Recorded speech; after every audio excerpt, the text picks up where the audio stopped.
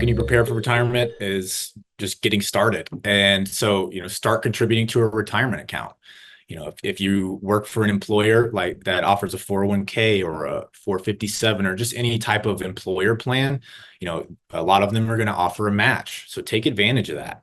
Contribute as much as they'll match. And if you don't have access to that, open an IRA, an individual retirement account, and start putting money away and try and automate it. Try and make it as simple as possible. Try and have a set it and forget it. You want to have your mindset geared towards long term, right? Especially just starting out, you've got so much time before you retire.